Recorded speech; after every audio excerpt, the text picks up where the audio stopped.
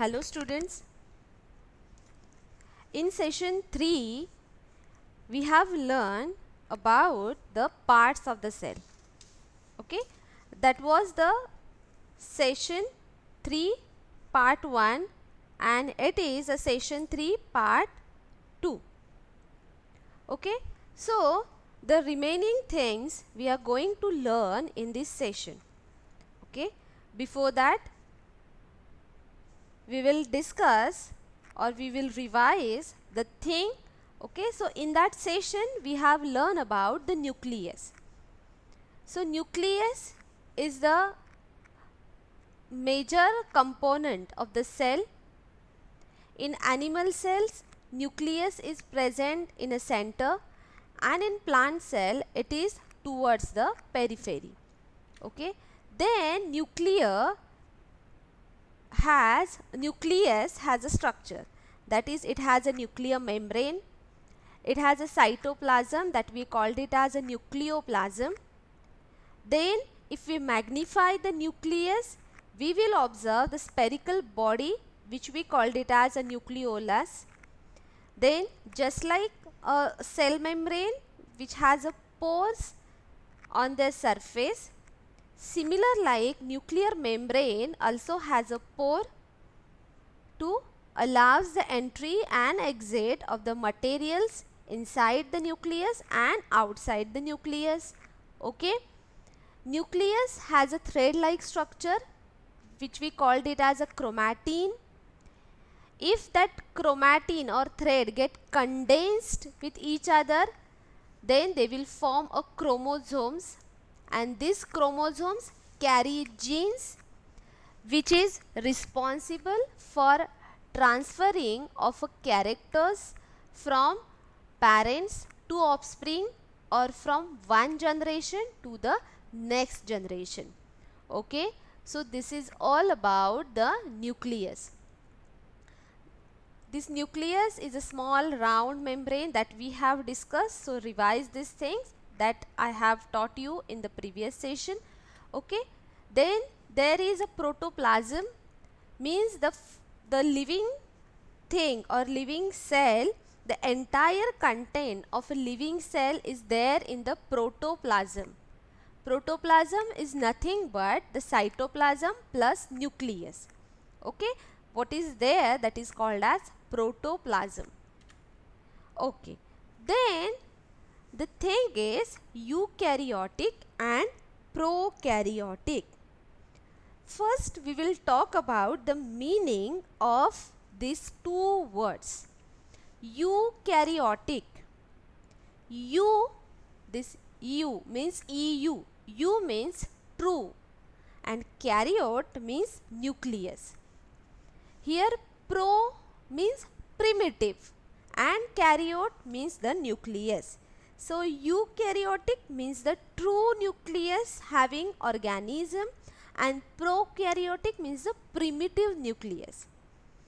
Okay, so how we can define these two terms? First we'll talk about the prokaryote. Prokaryote means, in this case, the nucleus is not well organized. The nucleus is irregular shape. The nucleus is not well organized. Okay, so nucleus in prokaryotic there is no any membrane, means nuclear membrane is absent, and because of that they will not have a shape, so they get the irregular shape. Okay, it is the major difference between eukaryotic nucleus and prokaryote. In eukaryote, the nucleus is well organized, means the nucleus that we call it is a round shape. Why it is in round shape? Because it has a nuclear membrane, and because of that membrane it got the shape, that is a round shape. Okay, so in eukaryote nucleus is well organized, and in prokaryote nucleus is not well organized, it is irregular in a shape because nuclear membrane is absent in a prokaryote. Okay, so there is some prokaryotic organisms, meaning prokaryotic organism in which the nucleus is not well organized. So we categorize them under prokaryotes. Prokaryotic nucleus that is present in those organisms, that organisms are called as prokaryotes, means in which nucleus is not well organized, means nucleus not having any membrane. Eukaryote means the organism which have eukaryotic nucleus, means the nucleus is well organized, means it has a membrane bound or nucleus, means nuclear membrane is present. So which organisms are prokaryote and which organisms are eukaryote? So prokaryotes, the difference is here. Prokaryotes are organisms that do not have a nucleus in their cell, means do not have means they don't have a well organized nucleus. Okay, we call these cells as a prokaryotic. They tend to be smaller. Prokaryotic organisms are smaller and mostly they are unicellular organism. Okay, prokaryotic organisms are smaller and they are unicellular. For example, bacteria. Yes, we all know that bacteria is a single cell organism, means single means uni, so it is unicellular organism. Another example is blue green algae. Okay, so in eukaryotic they have a nucleus, means they have a well organized nucleus in their cells. We call these cells as a eukaryotic, and these eukaryotic organisms tend to be larger and they are multicellular organism. Why? Because nucleus has an active participation in a reproduction and other activities. So these cells are multiply fastly, so they become a multicellular organism. Yes, so examples are plants, animals and protists. So getting the difference, depending upon the nucleus, the organisms are divided into two types, prokaryotes and eukaryotes. Prokaryotes means they do not have the well organized nucleus, nuclear membrane is absent. These organisms are prokaryotic. They tend to be smaller and unicellular. Examples are bacteria and blue green algae. And eukaryotic, they have the well organized nucleus. These cells are eukaryotic. They are larger as well as multicellular. Examples are plant, animal and protist. Getting, write down these things in your notebook. Okay, we'll move to next component of the cell, that is vacuole. So if we can observe the onion peel, have you look at there? One thing is there will be a cell membrane, then the lightish pinkish color is the cytoplasm, then inside that the white color matter is there, which we term as vacuole. Then outer side of the cell membrane is cell wall. So in this case, in onion cell, if we can observe here, cell, it is one cell. Okay, it is one cell. So this inside thing is the cell membrane, outside of this it is the cell wall, then there is cytoplasm, and here vacuole and the nucleus. Okay, so why vacuole is present in the cell? So if we compare animal cell and a plant cell, onion is plant cell and chick cells are the humans, means chick cells are the animal cells. So it is nucleus, it is cell membrane, cell wall, here something is cytoplasm, and then inside of it is vacuole. If you look at, you can recognize the difference that plant cell has the larger vacuole and the animal cell is having a smaller vacuole. Is the major difference between animal cell and the plant cell.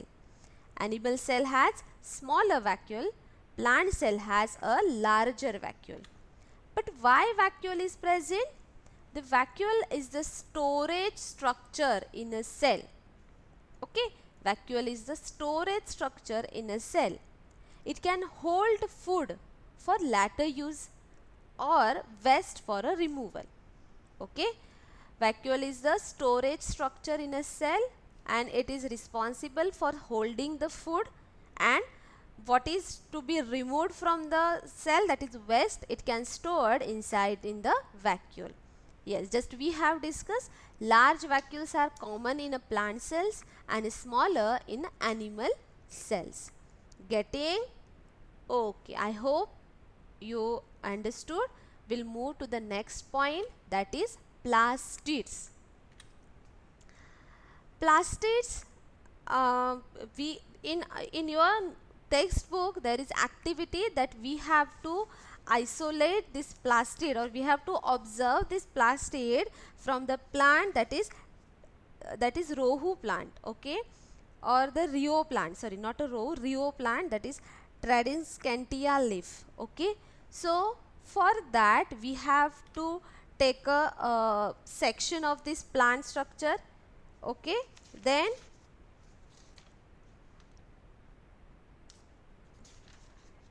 okay, so after that, how the plastids we can observe under the microscope. It is somewhat the plastid. Okay, so just we have to revise the things. Plants are in which color? Green color. So tell me why plants are in green color? Yes, because it has a chlorophyll. Yes, and that chlorophylls are green pigments, and because of that the plants are in green color. Yes, where these chlorophylls are present? Inside the chloroplast. So plast is the plastid. Okay, so this chloroplast can store the green color pigment, that is chlorophyll, and this chlorophyll is responsible for photosynthesis. Okay, okay, so this is a plastid or the stroma.